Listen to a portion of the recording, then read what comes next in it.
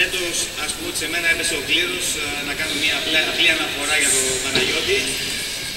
Δεν θα κουράσω ούτε με λόγο, ούτε ετοίμασα λόγο, ούτε τίποτα. Έτσι δύο πράγματα θα πω.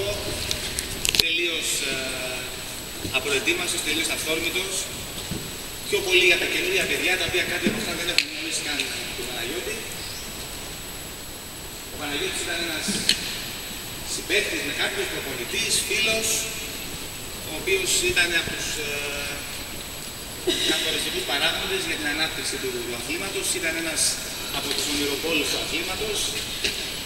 Χαρακτηριστικά έτσι λίγο μείνει αυτό το οποίο κάποια στιγμή έγινε με μεγάλη συμφωνία δική του, τα μεγάλα τουρνουά του beach volley, ήταν από αυτά τα οποία τα ονειρευόταν πάντα.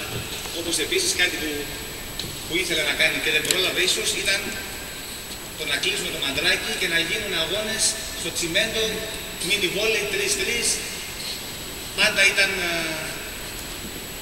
είχε στο μυαλό του έτσι πολλά μεγάλα για το άθλημα. Έφερε λίγο τα πάνω κάτω και κατάφερε να πείσει ότι δεν είναι τόσο ρατσιστικό το βόλεϊ και ότι και οι κοντοί μπορούν να παίξουν βόλεϊ και με μεγάλη επιτυχία. Ήταν η μεγάλη παρηγοριά για όλους τους όχι πολύ ψηλούς τέλος πάντων.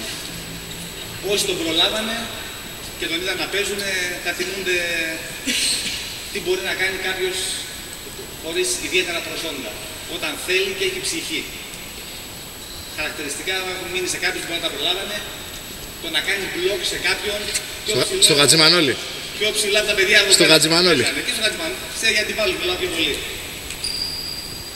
Οπότε αυτός είναι ο λόγος που μαζευτήκαμε εδώ. Δεν είναι βέβαια η μέρα μνήμης σήμερα, ήταν 7 Μαρτίου, άλλη ήταν σε παιδιακή ημέρα.